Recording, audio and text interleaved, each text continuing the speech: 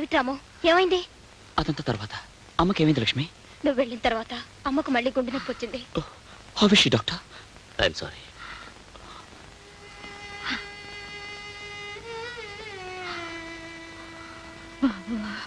లక్ష్మిని తప్పకుండా పెళ్లి చేసుకుంటానన్నాడు.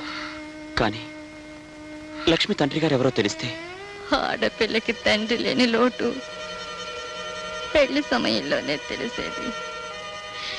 ఇది ఎన్నిసార్లు అడిగినా దీని తండ్రి ఎవరో దీనికి చెప్పలేదు. నా బంధులో ప్రాణం ఉండగా ఆయన పేరు బయట పెట్టనని మాట ఇచ్చాను. లక్ష్మి జీవితం కంటే నువ్విచ్చిన మాట గొప్పది కాదమ్మా. చెప్పమ్మా, ఎవరతను?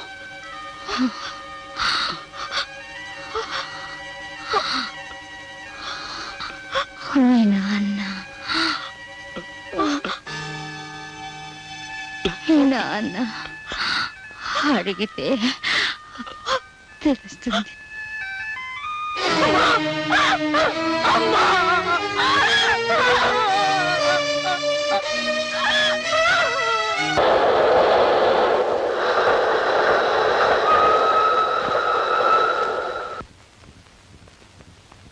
హాయ్. ఓ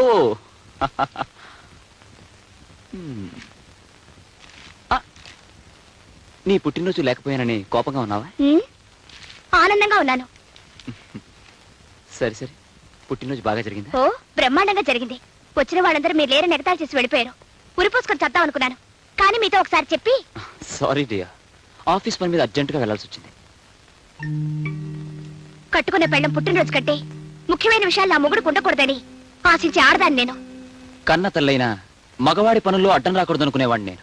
ఎరా, ఎంత ముఖ్యమైన పని అయితే మాత్రం మాతో ఒక మాట అన్నా చెప్పకుండా వెళ్తావా? పోనీ నీ పెళ్ళంతో చెప్పాడొచ్చుగా.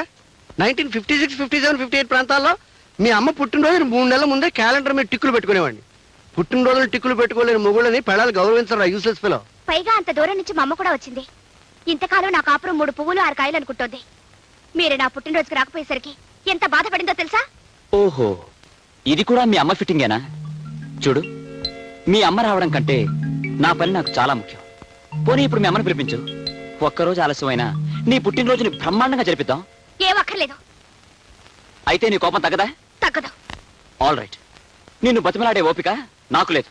వస్తా. అబ్బా, డీటెయిల్స్ మిస్ అవుతున్నాయి. చూడమ్మా, లేదా భార్యామణి కొబ్బరి ముక్క పెట్టవే. కోడల పిల్లకి మాంసూత్రాలు చెప్పాలి.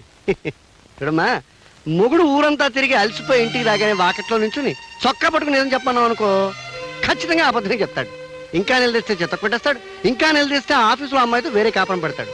కనుక ఇంటికి రాగానే చిరునవ్వుతో పలకరించి లోపలికి తీసుకెళ్ళి స్నానం చేశాక మంచం మీద కూర్చోబెట్టి చెవి పట్టుకుని ఏదని చెప్పన్నావు అనుకో, చవల పిల్లగా ఆవురావురమంటూ నిజమంతా కక్కేస్తాడు. డీటెయిల్స్ మిస్ కావు. ఇందా అర్జెంటుగా లోపలికి వెళ్ళి నీ భర్తను మచ్చిక చేసుకో. 1957, 58, 59లో మీ అత్తగారు నన్ను ఇలాగే మచ్చిక చేసుకుంది, కావాలంటే అడుగు. శుభం. వెళ్ళా అమ్మా, వెళ్ళిపో.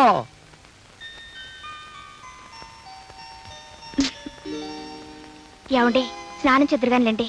నో, లేమ్మంటుంటే.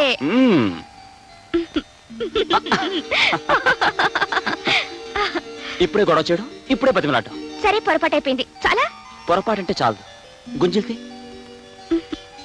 తీయాలా? తీయాలి. వద్దు, నువ్వు గుంజీలు తీస్తే నాకే కష్టం. సర్లేండి, స్నానానికి పదండి. కానీ ఒక షరతు. ఏమిటది? మనిద్దరం కలిసి స్నానం చేద్దాం. మనిద్దరం కలిసి స్నానం చేయాలా? చాలండి. ఆశ, దోశ, అప్పడం, వడ అదేం కుదరదు. కుదరదంటే నేను చేయను. అబ్బా, నేను స్నానం చేశానండి. ఇంకోసారి చేయొచ్చు, ఏమంటావు? మొండి. ఎంత ఏమాయ్ ఆకలిస్తుందో. రే రాంబాబు, టిఫిన్ చేద్దు గంట. ఒక గంట దాకా వాడిని డిస్టర్బ్ చేయకు. డీటెయిల్స్ తర్వాత చెప్తాను. అప్పుడే వచ్చేసాడు యూస్లెస్ ఫెలో. కుర్రతనం తొందర ఎక్కువ. టమాటో పచ్చడి స్పెషల్ రా. ఆడవాళ్ళు మీరు వెళ్ళి పని చూసుకోండి, మేము వడ్డించుకుంటాం. పని వాళ్ళు ఎందుకు? అయితే ఆ పని వాళ్ళ పని చూసుకోండి. మీకెందుకు మా శ్రమ, మేము వడ్డిస్తాంగా. అబ్బా, అఫీషియల్ వ్యవహారాలు మాట్లాడుకున్నప్పుడు రూల్ ప్రకారం ఆడవాళ్ళు ఉండకూడదమ్మా. మీరు వెళ్ళండి. సరే కొడుకు. అమ్మా, మీ అమ్మగారు పోయారని విన్నాను. ఏడవక. నిన్ను ఓదార్చే బాంధవ్యాన్ని